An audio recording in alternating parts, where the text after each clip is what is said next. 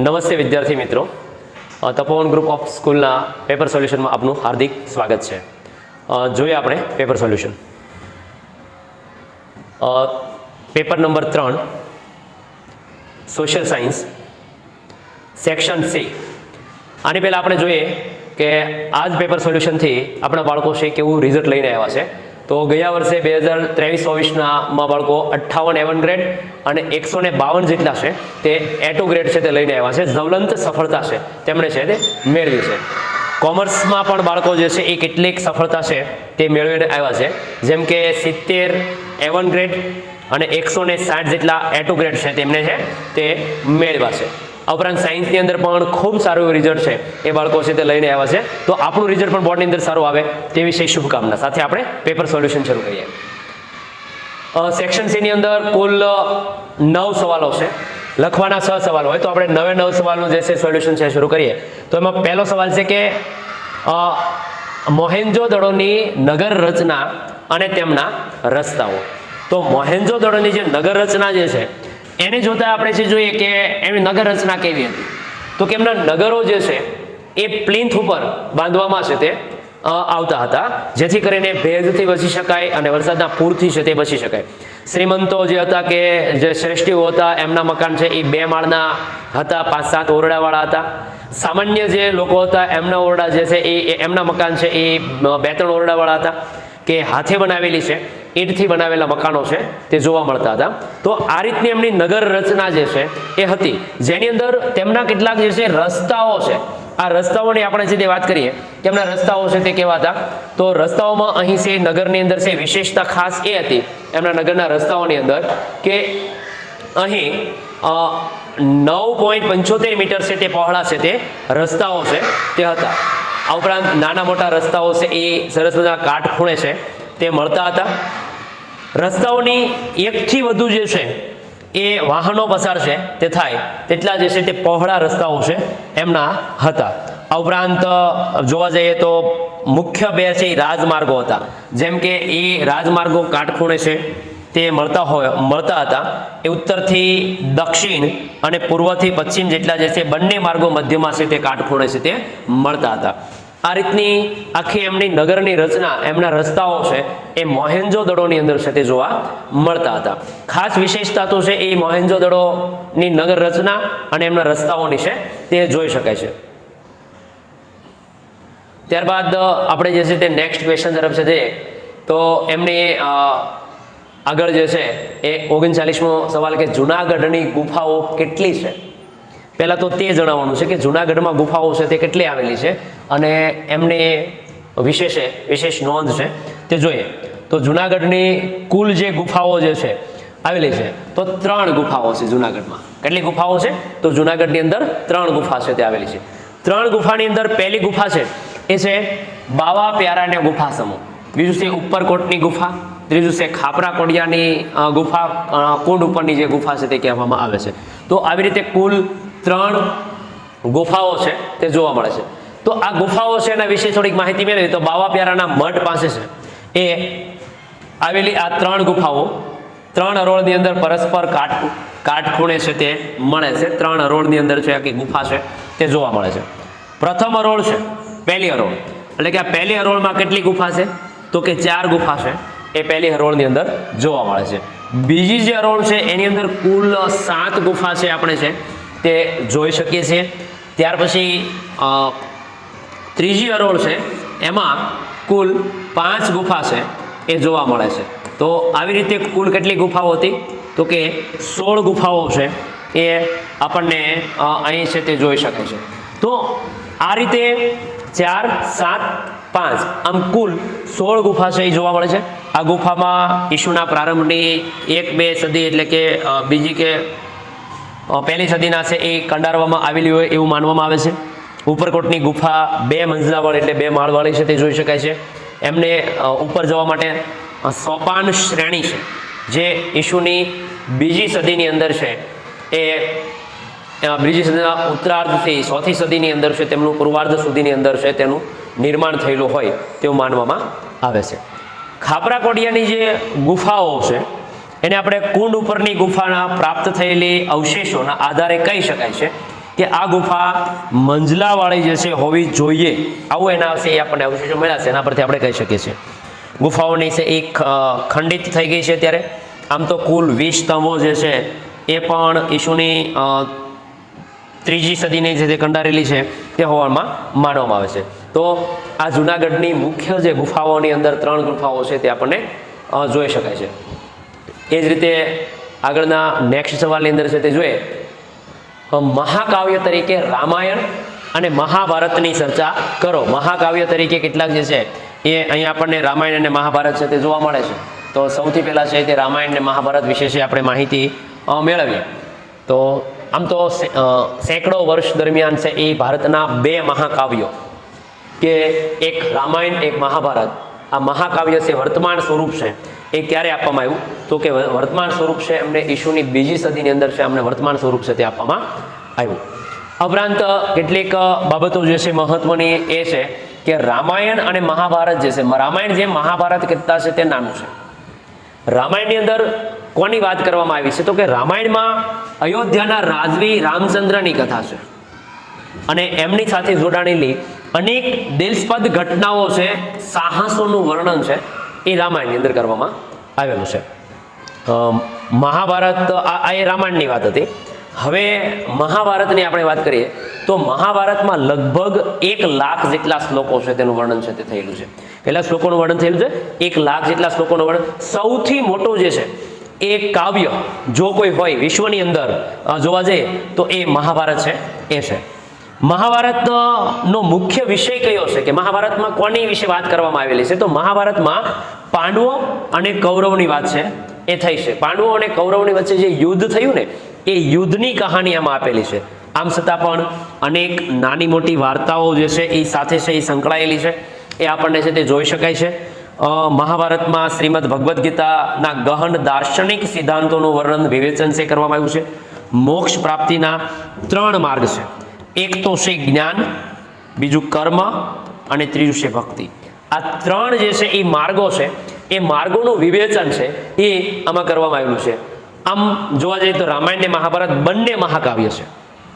કાવ્યની રચના જે છે એમાં મહાકાવ્યની અંદર મોટા ભાગે છે બંને મહાકાવ્યો આજે સદીઓ સુધી, હજારો વર્ષ થઈ ગયા, પણ બંનેની જે રચના થયેલી છે આજે પણ છે લોકોના જે છે કરોડો લોકોના વિચારમાં સાહિત્ય સર્જન પર એક મોટી અસર છે એ જન્માવી છે. રામાયણ અને મહાભારત છે એ બંને બહુ મોટી અસર છે જન્માવી છે એવું કહી શકાય. તો આ હતું રામાયણ અને મહાભારત. ત્યાર પછીનો નેક્સ્ટ સવાલ તરફ જઈએ આપણે. પારિભાષિક શબ્દોના અર્થ આપો. 2 શબ્દ અહીં આપેલા છે. પારિભાષિક શબ્દ જે છે 3 શબ્દ છે અહીંયા. તો એની અંદર જે એક સંસાધન છે, ભૂમિ સંરક્ષણ છે અને રાષ્ટ્રીય સંસાધન છે. તો સૌથી પહેલા આપણે જે છે એ સંસાધનની વાત કરીએ તો સંસાધન છે એ પારિભાષિક શબ્દ. સંસાધન પણ કોઈ પણ વસ્તુ માનવ જરૂરિયાત જ્યારે પૂરી કરવા કામમાં લેવામાં આવે તેને આપણે છે એ સંસાધન છે તે કહીએ છીએ. બીજી વસ્તુ છે ભૂમિ સંરક્ષણ. તો ભૂમિ સંરક્ષણ આપણે છે કોને કહીશું? તો જમીનનું ધોવાણ અટકાવીને જમીનની ગુણવત્તા જાળવવી એટલે ભૂમિનું સંરક્ષણ કરવું. જમીનની ગુણવત્તા છે જાળવવી, ભૂમિ સંરક્ષણ. ત્રીજો શબ્દ છે રાષ્ટ્રીય સંસાધન. તો રાષ્ટ્રીય સંસાધન કોને કહેવામાં આવે? કોઈ દેશ કે પ્રદેશની સાર્વજનિક સંપત્તિ હોય જેને આપણે રાષ્ટ્રીય સંસાધન તરીકે છે તે ઓળખીએ છીએ. તો આવી સંકલ્પના જે છે એમના આન્સર હતા. ત્યારબાદ નેક્સ્ટ જે ક્વેશ્ચન છે એના વિશે જોઈએ. 42મો ક્વેશ્ચન. કાળી જમીન ને કપાસની જમીન કહેવામાં આવે છે, કારણ આપો. કેમ કાળી જમીનને આપણે છે કપાસની જમીન છે તે કહીએ છીએ? તો સૌથી પહેલા આપણે જે છે વાત કરીએ, કાળી જમીનમાં લોહ, ચૂનો, કેલ્શિયમ, પોટાશ, એલ્યુમિનિયમ, મેગ્નેશિયમ, કાર્બોનેટનું પ્રમાણ જે છે તે વધારે હોય છે સૌથી પહેલાં તો. બીજી વસ્તુ કે ફળદ્રુપતા, અને આમ જુઓ તો કે ફળદ્રુપ જમીન હોય છે. બીજી વસ્તુ કે ચિકાશવાળી જે છે આ જમીન જોવા મળે છે. આ જમીનની ખાસિયત એ છે કે જેમાં ભેજ સંગ્રહ કરવાની લાંબા સમય સુધી જે છે ભેજ સંગ્રહી રાખે છે, અને ભેજ લાંબા સમય સુધી સંગ્રહી રાખે એટલે એમનું જે છે એ પાક સારો એવો થાય, ક્ષમતા વધારે છે. મોટાભાગે જે આ જે ગુણો છે કપાસના પાકને ખૂબ અનુકૂળ આવે. આ જેટલા બધા જે આપણે જે ઉપર જે જોયા લોહ ની અંદર છે જોવા મળે, ચૂનો જોવા મળે, કેલ્શિયમ છે, ત્યાર પછી ચીકણી માટી છે. તો કપાસનો પાક એવો છે, તો કપાસના પાકને આ બધા જ ગુણો જે છે એ સૌથી વધારે છે એ અનુકૂળ આવે અને એના કારણે થઈને આપણે જે છે આ બધા જ ગુણ અનુકૂળ આવતા હોવાના કારણે થઈને આ મોટા ભાગે છે એ ખૂબ જ અનુકૂળ હોવાથી કપાસના પાક છે એ પાકને આ જમીન છે તે અનુકૂળ છે તે આવે છે. મોટા ભાગની જમીન છે એ આપણે છે તે જોવા જઈએ કપાસની જે જમીન છે હા એની અંદર મોટાભાગે ખૂબ અનુકૂળતા હોવાથી છે કાળી જમીન કે કપાસની જમીન તરીકે આપણે છે એ આ જમીનને છે એ કહીએ છીએ. ત્યારબાદનો નેક્સ્ટ સવાલ છે એ જોઈએ આપણે તો વૈશ્વિકીકરણના લાભાલાભ જણાવો. લાભાલાભ એટલે કે આમાં લાભ અને ગેરલાભ છે એ લખવાના છે કે વૈશ્વિકીકરણના કારણે થઈને છે એ શું લાભ થયા અને શું ગેરલાભ થયા. તો બંને જે છે એ વૈશ્વિકીકરણના લાભાલાભ છે. આપણે લાભાલાભ પૂછ્યું છે, લાભ અને ગેરલાભ બંને છે એ જોવાના છે. વૈશ્વિકીકરણ થયું તો એના કારણે થઈને કેટલાક જે છે એ પરિણામો છે તે આવ્યા. તો જેમાં દેશમાં પહેલાં તો લાભ જે છે એ જોવા જઈએ આપણે તો કેવા થયા તો મોટાભાગે દેશમાં વિદેશી મૂડીરોકાણને પ્રોત્સાહન મળ્યું. વૈશ્વિકીકરણના કારણે કેટલાક મૂડીરોકાણકારો જે છે એ આપણા દેશમાં આવ્યા તો આ એક લાભ થયો. વિકસિત દેશમાં ઉત્પન્ન થતી ચીજ વસ્તુઓ સરળતાથી મળે છે. વિકસિત દેશમાં જે વસ્તુ ઉત્પન્ન થાય છે એ સરળતાથી આપણને છે એ પ્રાપ્ત થાય એટલે આપણા દેશના વિકાસને પણ છે એ ઉત્તરોત્તર પ્રગતિ કરે. ભારત જેવા છે વિકાસશીલ દેશો છે આંતરરાષ્ટ્રીય સ્પર્ધામાં ટકી રહેવાની ક્ષમતા પ્રાપ્ત કરે છે. આપણે છે આંતરરાષ્ટ્રીય વૈશ્વિકીકરણના કારણે છે આપણે પણ વિશ્વ સમક્ષ સુધી પહોંચી શકીએ તો આંતરરાષ્ટ્રીય સ્પર્ધામાં ટકી શકાય છે. વૈશ્વિકીકરણના કેટલાક ગેરલાભો થયા તો કેવા ગેરલાભો છે વૈશ્વિકીકરણના થયા તો વૈશ્વિકીકરણના ગેરલાભો જોઈએ તો વૈશ્વિકીકરણના મુખ્ય ગેરલાભો છે એની અંદર સૌથી પહેલા તો જે છે એ ગરીબ બેરોજગારી સમસ્યા જે છે હળવી કરવામાં ધારી સફળતા મળી નહીં. આપણે જે છે પહેલો ગેરલાભ કેમ હતું કે વૈશ્વિકીકરણ થશે એટલે ગરીબી અને બેરોજગારીની જે સમસ્યા છે એ સમસ્યા હલ કરી શકાશે પણ આ સમસ્યા છે એ આપણે હલ કરી શક્યા નહીં. બીજું કે વૈશ્વિકીકરણ જે છે એમાં વિકાસશીલ દેશોને છે નિકાસની વૃદ્ધિ અપેક્ષિત લાભો જે છે પૂરતા પ્રમાણની અંદર છે તે પ્રાપ્ત થઈ શક્યા નહીં. આના કારણે થઈને વૈશ્વિકીકરણના લાભ છે મોટા ભાગે કોને મળ્યા ઉદ્યોગને વધારે મળ્યો જ્યારે લઘુ ઉદ્યોગને ઓછો લાભ છે તે મળ્યો. એમ હતું કે વૈશ્વિકીકરણના કારણે થઈને બધા જ ઉદ્યોગોને લાભ મળશે પણ આ લાભ છે એ આપણે મેળવી શક્યા નહીં. માટે થઈને છે એ આ કેટલાક એના લાભ અને એમના ગેરલાભ છે તે હતા. ત્યાર પછીનો છે એ સવાલ છે આપણે જોવા જઈએ કે ભાવ વધારો આર્થિક વિકાસમાં પોષક પણ છે અને ભાવ વધારો આર્થિક વિકાસની અંદર અવરોધક પણ છે. કઈ રીતે આપણે ભાવ વધારો છે આર્થિક વિકાસમાં પોષણ છે અને કઈ રીતે ભાવ વધારો આર્થિક વિકાસ માટે અવરોધક છે. તો સૌથી પહેલા તો જે છે એ આપણે એમાં જોવા જઈએ તો દેશમાં ભાવ વધારાના યોજકો અને ઉત્પાદકોનો નફામાં જે વધારો થાય ને એ નવા ઉત્પાદકીય સાહસને અર્થતંત્રમાં પ્રવેશે એટલે કે નવા સાહસો છે એ શરૂ થાય. બીજું શરૂઆતમાં ઉત્પાદન ખર્ચમાં થતો વધારો એ ભાવ વધારા કરતાં ઓછો હોવાથી નફાનો ગાળો વધે છે અને જ્યારે નફાનો ગાળો વધે છે ત્યારે મૂડી રોકાણ જે છે એ કરનારને પ્રોત્સાહન મળે છે. એટલે સૌથી પહેલા તો એક લાભ થયો મૂડી રોકાણ નવું મૂડી રોકાણ થાય. નવું મૂડી રોકાણ થાય એટલે નવા ઉદ્યોગો ખુલે, નવા ઉદ્યોગો ખુલે એટલે રોજગારીની તકો વધે અને દેશમાં ઉત્પાદકીય પ્રવૃત્તિ વધે, રોજગારી વધે અને આમ યોજક વેપારીની આવકમાં વધારો છે તે થાય છે. આથી કામદારોની વધતી આવક પછી કામદારોની આવક વધે, વેતનની માંગમાં સંતોષતા તેમની આવક વધે છે, ખરીદી શક્તિ વધે છે અને ખરીદી શક્તિ વધે એટલે ધીરે ધીરે છે એનું જીવનનું સ્તર છે તે ઊંચું આવે છે અને જીવનનું સ્તર જ્યારે છે ઊંચું આવે છે એટલે આ જીવન ધોરણમાં સુધારો થાય. એટલા માટે આપણે ભાવ વધારાને જે છે એ પોષક ગણીએ છીએ. બીજી વસ્તુ આથી દેશમાં આર્થિક પ્રવૃત્તિને વેગ પકડે છે અને આ દર્શાવે છે કે ભાવ વધારો આર્થિક વિકાસ માટે પોષણ રૂપ છે, પોષક કહેવાય છે. ત્યાર પછી છે અવરોધક પણ છે. ભાવ વધારો પોષક તો છે, અવરોધક પણ છે. આથી ઉલટું ભાવ વધારો આર્થિક વિકાસને અવરોધે છે. હવે આપણે જે પોષે કઈ રીતનો છે જોયું કે સ્ટેપ બાય સ્ટેપ વધારો થવાનો છે ભાવ વધારાનો તો પોષણ રૂપ છે પણ અવરોધે છે. જ્યારે દરેક ક્ષેત્રની અંદર એક ધારા ભાવ વધે, દરેક ક્ષેત્રમાં એક ધારા ભાવ વધે, સતત ઊંચા દરે ભાવ વધે, તાત્કાલિક કોઈ પણ વસ્તુનું ઉત્પાદન વધી શકતું નથી. ત્યારે બીજું કોઈ પણ વસ્તુનું ઉત્પાદન તાત્કાલિક સ્વરૂપે વધતું નથી. દેશમાં બીજી બાજુ છે નાણાંનો પુરવઠો ઝડપથી વધારો થાય છે. ખૂબ જ વધારે નાણું છે થોડીક વસ્તુને પકડવા પાછળ દોડે છે. ફુગાવાજન્ય પરિસ્થિતિનું સર્જન કરે છે અને જેથી ખર્ચ, આવક, ઉત્પાદનના સાધનો, કિંમતની ગણતરી, તેમની ફાળવણી, નાણાંનો પુરવઠો આ બધી જ વસ્તુઓને અસ્તવ્યસ્ત કરી નાખે છે. એટલે કે ભાવ વધારાને છિન્ન ભિન્ન જે છે એ આ ભાવ વધારો છે તે બધી કરી નાખે છે.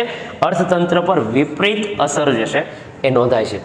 એટલા માટે થઈને ભાવ વધારો છે એ પોષક પણ છે અને ભાવ વધારો છે તે અવરોધક પણ છે એ માનવામાં આવે છે. ત્યાર પછીનો આપણે નેક્સ્ટ સવાલ તરફ જે છે, ત્યારબાદ છે જોવા જઈએ તો કેટલીક બીજી અસરો પણ થાય. શું થાય તો કે લોકોના જીવન ધોરણ છે નીચે જતા જે છે ચોરી, લૂંટફાટ જેવી પ્રવૃત્તિમાં વ્યક્તિ વળી જાય છે. ભાવ વધારો આર્થિક વિકાસને અવરોધતો પણ હોય છે. આમ ભાવ વધારો આર્થિક વિકાસનો પોષક અને અવરોધક છે તે બને છે. ત્યારબાદ નેક્સ્ટ સવાલ છે 45મો સવાલ છે, ગ્રાહકનું શોષણ થવાના કારણ જણાવો. કે ગ્રાહકનું શોષણ કઈ રીતે થાય છે? તો સૌથી પહેલા તો ગ્રાહકના શોષણ છે એની અંદર પહેલું કારણ છે ગ્રાહક પોતે જવાબદાર છે. ગ્રાહકનું શોષણ થાય છે. કેમ ગ્રાહક પોતે જવાબદાર છે? તો ગ્રાહક છે અજ્ઞાન, જાગૃત, અભણ, નિરીક્ષણ, સંગઠન થઈ નુકસાન કે શોષણ સામે જે છે કાયદાકીય લડત આપવાની તૈયારી, વૃત્તિનો અભાવ છે. આના કારણે થઈને જે છે એ એમનું શોષણ થાય છે. આથી વ્યાપારી, ઉત્પાદક, યોજક દ્વારા ગ્રાહકને છે એ શોષણ કે પછી ગેરલાભ લેવામાં આવે છે. એટલે પહેલી વસ્તુ ગ્રાહક છે એ પોતે જવાબદાર છે, ગ્રાહકનું શોષણ થાય છે. બીજું મર્યાદિત માહિતી હોય છે. કેમ તો કે મૂડીવાદી અર્થતંત્રમાં ઉપભોગતાવાદી જે છે એ વિચારસરણી આજે છે. એટલા માટે વિક્રેતા કોઈ પણ વસ્તુ કે સેવા છે એ ગમે તેટલા જે છે એ જથ્થામાં ઉત્પાદન કરે કે વેચાણ કરે એના પર કોઈ પણ સ્વતંત્ર રોક નથી. આ બધા સ્વતંત્ર છે, કોઈ પણ રીતે છે ઉત્પાદન કરી શકે છે, વેચી શકે છે. જે વસ્તુના ઉત્પાદનમાં માપદંડ, ભાવો, ગુણવત્તા નિયંત્રણ માટે કોઈ પણ ખાસ નિયમ નથી. અને જે જગ્યા પર નિયમ છે, ખાસ નિયમ છે, ત્યાં નિયમ છે એ નિયમનું પાલન થતું નથી. બીજી વસ્તુઓ કે આવી સ્થિતિમાં છે ગ્રાહકને ચીજ વસ્તુઓ છે કે પછી જે છે એ ઉપયોગ અંગે કોઈ સાચી જાણકારી નથી, માહિતી નથી, જ્ઞાનનો અભાવ છે, વપરાશ સંબંધી યોગ્ય તાલીમ નથી, ગુણવત્તાની જાળવણી અને ઉપયોગની પદ્ધતિઓ, વેચાણ પછીની સેવામાં વોરંટી, ગેરંટીની માહિતી જે છે એ આપવામાં આવતી નથી અને આપવામાં આવે છે તો અર્થઘટન પર કંઈક અલગ કરે છે. તો એના કારણેથી માહિતી પૂરેપૂરી ન હોવાના કારણે પણ ગ્રાહકનું કેટલુંક શોષણ છે તે થાય છે. આ ઉપરાંત જે છે એ આગળ જોઈએ તો બીજું કે ગ્રાહક જે છે એ સાચી ખરીદીની અંદર સમજ છે કે પછી ભૂલ કરી બેસે છે. મર્યાદિત પુરવઠો, મર્યાદિત પુરવઠાની આપણે છે તે વાત કરીએ. બીજી એક વસ્તુ છે એ કારણ એ છે કે મર્યાદિત પુરવઠો હોય છે. જેમ કે વેપારી ઉત્પાદક દ્વારા સંગ્રહખોરી, સટ્ટાખોરી કે કુદરતી આફત જ્યારે આવે છે, કોઈ એવી પરિસ્થિતિ આવે છે તો એ સમય દરમિયાન જે છે એ વસ્તુની અછત સર્જાય છે. તો આ એક પણ કારણ છે. આવી સ્થિતિમાં ગ્રાહક પાસેથી વધારે ભાવ મેળવવામાં આવે અને ગેરલાભ ઉઠાવવામાં આવે છે. આમ બજારમાં વસ્તુઓ છે અપૂરતો પુરવઠો હોવાના કારણે પણ શોષણ થાય, કારણ કે પુરવઠો વધારે નથી તો એના કારણે શોષણ છે તે થવાનું છે. બીજું મર્યાદિત હરીફાઈ. હરીફાઈ પણ આજે છે તમે જોવા જાવ તો કેવી છે તો કે મર્યાદિત છે. જેમ કે બજારમાં કોઈ પણ વસ્તુ, ઉત્પાદન સમૂહ, સેવા, ઉત્પાદનની વહેંચણીમાં એકાધિકાર એટલે કે ઇજારાશાહી વાળી બજાર હોય. મર્યાદિત હરીફાઈ જ નથી તો એક અધિકાર ભોગવે છે. એટલે આવા સંજોગોની અંદર શું થશે કે અન્ય વિકલ્પ ન હોવાના કારણે થઈને ગ્રાહકનું શોષણ છે એ થશે. ઘણીવાર છે ખામીયુક્ત સેવા હોય, હલકો માલ આપીને પણ છે ઉત્પાદન ગ્રાહકનું શોષણ છે કરવામાં આવે છે. માલ હલકો આપી દેવામાં આવે અને આ જ રીતે ગ્રાહકનું શોષણ છે એ થાય છે. તો આવી કેટલીક બાબતોથી ગ્રાહક શોષણ છે એ થાય છે. આ 4 બાબતો આપણે જોઈએ. ત્યાર પછી નેક્સ્ટ ક્વેશ્ચન સી વિભાગનું જોઈએ. ભારતમાં સ્વાસ્થ્ય સુધારણા માટે થયેલી કામગીરી વર્ણવો. કે ભારતની અંદર સ્વાસ્થ્ય સુધારણા માટે થઈને કેવી કામગીરી થયેલી છે. તો ભારતની અંદર સ્વાસ્થ્ય સુધારણા માટે જે કામગીરી થઈ છે એની અંદર સૌથી પહેલી આપણે છે કામગીરીની અંદર જોઈએ તો વ્યક્તિના જીવન માટે જરૂરી કિંમતી મૂડી આમ તો છે ને આરોગ્ય છે. દરેક વ્યક્તિના જીવનની અંદર સૌથી મહત્વની જો કોઈ વાત હોય તો એમનું આરોગ્ય છે તે છે. અને તેમજ વ્યક્તિનું કૌટુંબિક, સામાજિક, શારીરિક, માનસિક જીવન ઉત્તમ બને તે માટે થઈને સ્વાસ્થ્ય સારું રહે એ ખૂબ અગત્યનું છે. સૌથી પહેલા તો સ્વાસ્થ્ય સારું રહે એ બહુ મહત્વની વાત છે, ખૂબ જ અગત્યનું છે.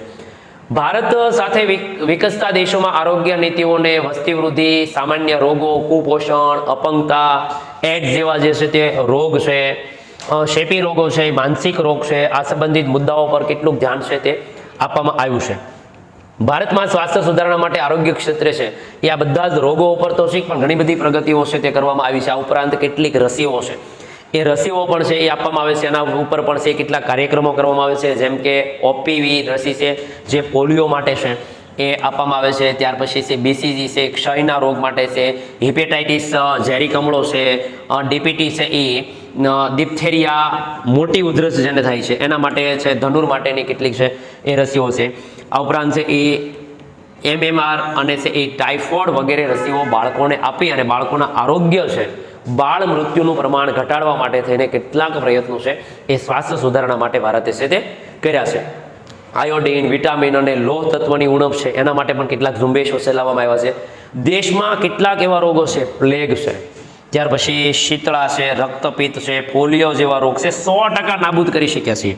આ ઉપરાંત જે છે ઓરી, અસબડા, મેલેરિયા, ડેન્ગ્યુ, કમળો, ક્ષય, ડાયાબિટીસ, કેન્સર, આ બધા જ હૃદય રોગના જે છે એ કેટલાક પર નિયંત્રણ આપણે છે તે લાવી શક્યા છીએ. ભારતમાં સરેરાશ આયુષ્ય છે એની અંદર વધારો થયો છે, સ્વાસ્થ્ય સુધારણા થઈ એટલે જે આપણું જે સરેરાશ આયુષ્ય હતું એની અંદર વધારો છે તે નોંધાણો છે. દેશમાં જન્મ મૃત્યુ દર છે, જન્મ દર છે, મૃત્યુ દર છે, ત્યાર પછી શિશુના મૃત્યુ પર છે આ પહેલેની સરખામણી આજે ઘણો બધો ઘટાડો છે એ થયેલો જોઈ શકાય છે. તો આ આખી જે છે એ સ્વાસ્થ્ય સુધારણા સંબંધી કેટલીક બાબતો છે એ હતી. આની સાથે છે એ આપણું સી વિભાગનું સોલ્યુશન છે એ આપણે છે તે પૂરું કરીએ છીએ. ખૂબ સારું એવું તમે રિઝલ્ટ લઈને છે તે આવશો એવી અપેક્ષા સાથે છે. જય હિન્દ, જય ભારત.